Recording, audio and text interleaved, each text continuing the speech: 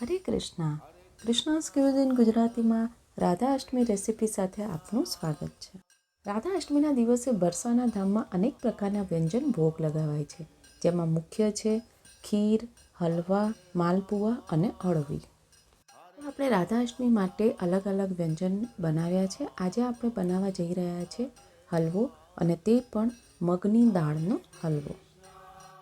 આજે આપણે ટ્રેડિશનલ રીતે, જે આપણી પારંપરિક રીતે મગની દાળનો હલવો બનાવીશું, અને તે ખૂબ જ સરસ બને છે. તો ચાલો બનાવવાનું શરૂ કરીએ. મગની દાળનો હલવો બનાવવા માટે સૌપ્રથમ આપણે લઈશું પીળી મગની દાળ. તેમાં પાણી ઉમેરીશું.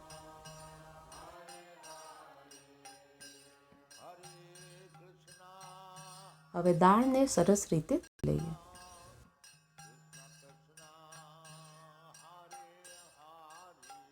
દાળ ધોવાઈ જાય એટલે પૂરતું પાણી ઉમેરી અને દાળને 3 થી 4 કલાક માટે પલાળી રાખવાની છે.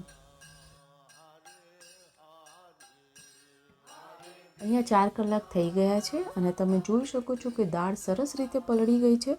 પાણી બધું નીકાળી દેવાનું છે અને મિક્સી જારમાં ટ્રાન્સફર કરી લઈએ. હવે આ દાળમાં બિલકુલ પાણી નહીં ઉમેરીએ અને તેને ગ્રાઇન્ડ કરી લઈએ. દાળને ગ્રાઇન્ડ કરી લીધી છે. તમે એનું ટેક્સચર જોઈ શકો છો. દરદરી નથી રાખવાની, એને સરસ પેસ્ટ કરી લેવાની છે. બધી દાળ દળાઈ જાય ત્યાં સુધી 3 કપ જેટલું દૂધ એક તપેલીમાં લેવાનું છે. દૂધમાં એક ઉભરો આવવા દેવાનો છે, તો મીડિયમ તાપે તેમાં ઉભરો આવવા દઈએ. અહીંયા 7 થી 8 મિનિટ થઈ ગઈ છે અને દૂધ ગરમ થઈ ગયું છે. હવે તેમાં 2 કપ જેટલી ખાંડ અને 7 થી 8 કેસરના રેસા. હવે ખાંડને તેમાં પીગળવા દેવાની છે, તો ધીમા તાપે તેને રાખીશું.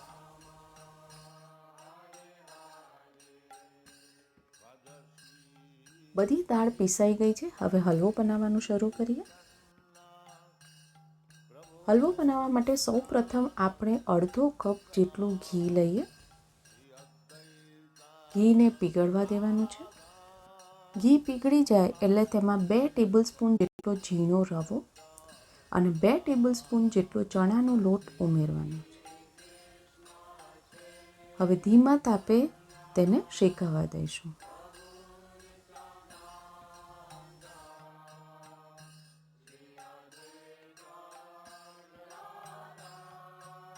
સતત હલાવતા રહેવું. 4 થી 5 મિનિટમાં તે શેકાઈ ગયું છે. હવે આપણે જે મગની દાળ ગ્રાઇન્ડ કરીને રાખી હતી તે તેમાં ઉમેરી દઈએ.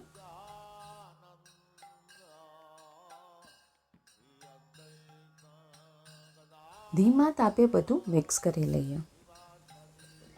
હમણાં આપણે અડધો કપ જેટલું ઘી ઉમેર્યું છે, પણ આ હલવામાં હજી વધુ આપણે ઘી ઉમેરીશું, પણ પહેલાં એક વખત મિક્સ કરી લઈએ.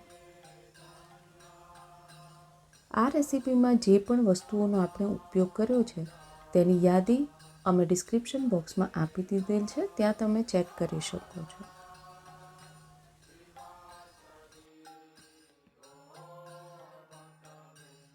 હવે બીજું 1.5 કપ જેટલું ઘી ઉમેરવાનું છે.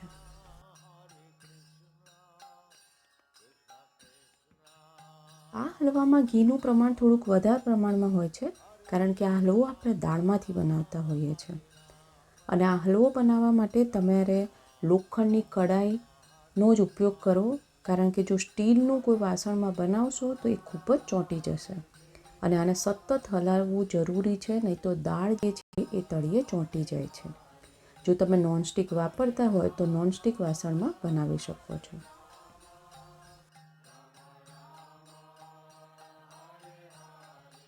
અહીંયા અડધો કલાક જેટલું આપણે દૂધને ઉકાળી લીધું છે અને એ તૈયાર છે. હવે તેને સાઈડમાં રાખી દઈએ અને સ્ટવ બંધ કરી દઈએ.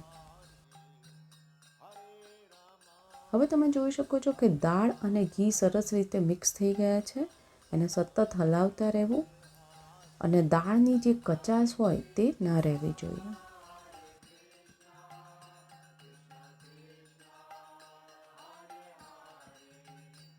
જ્યારે દાળનું મિશ્રણ આ સ્ટેજ ઉપર આવી જાય ત્યારે તમે એને મીડિયમ તાપે પણ શેકી શકો છો, પણ તવેથો છોડવાનું બિલકુલ નથી, નહીં તો દાળ ચોંટી જશે. અહીંયા પોણી કલાક જેટલો સમય થઈ ગયો છે, પણ હજી પણ આપણે દાળને થોડી શેકવાની છે. હવે 1 કલાક અને 5 મિનિટ જેટલો સમય થઈ ગયો છે અને દાળ ખૂબ જ સરસ રીતે શેકાઈ ગઈ છે. તેનો કલર અને ટેક્સચર આ જ રીતનું આપણે જોઈએ છે. આનાથી વધુ શેકવી નહીં. આપણે જે દૂધને સાઈડમાં રાખ્યું હતું એ થોડુંક કરી ઉમેરવું અને તરત જ તેને હલાવવું. ખૂબ ધ્યાન રાખવું, કારણ કે દૂધ ઉમેરવાથી તેમાં આ રીતે એકદમ ઉપર આવી જશે. હવે આ રીતે થોડું દૂધ ઉમેરતા જવું અને હલાવતા રહેવું. ધીમા તાપે જ તેને શેકવાનું છે.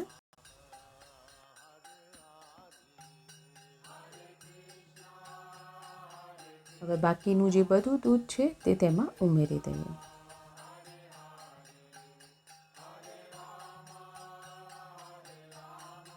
હવે હલવામાંથી ઘી છૂટે ત્યાં સુધી તેને હલાવતા રહેવું.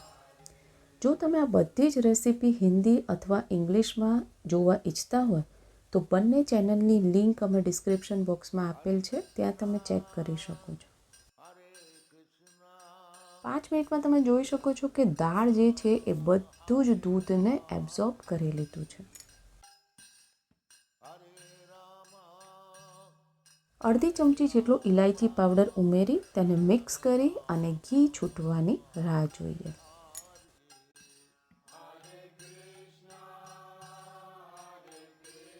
બીજી 5 મિનિટ પછી તમે જોઈ શકો છો કે ઘી છૂટવા લાગ્યું છે અને હલવાનું જે ટેક્સચર છે એ બિલકુલ પરફેક્ટ છે.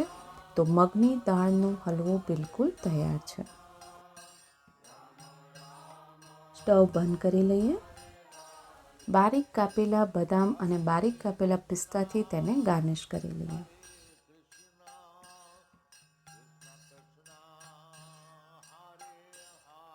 તુલસી પત્ર પધરાવીને શ્રી રાધા કૃષ્ણને ભોગ અર્પણ કરીએ. ભોગ લગાવી દીધો છે. જો રેસીપી પસંદ આવી હોય તો બનાવીને રાધા અષ્ટમીએ ભગવાનને ભોગ ધરાવી અને પ્રસાદના રૂપમાં ગ્રહણ કરવી. જો તમને પ્રસાદની રેસીપીઝ પસંદ આવતી હોય તો લાઇક, શેર, સબસ્ક્રાઈબ કરો અને બાજુમાં આપેલ બેલ આઇકોન પર ક્લિક કરો, જેથી પ્રસાદની રેસીપીઝ તમને મળતી રહે. હંમેશા જપીએ હરે કૃષ્ણ, કૃષ્ણ કૃષ્ણ હરે હરે, હરે રામ રામ રામ હરે હરે.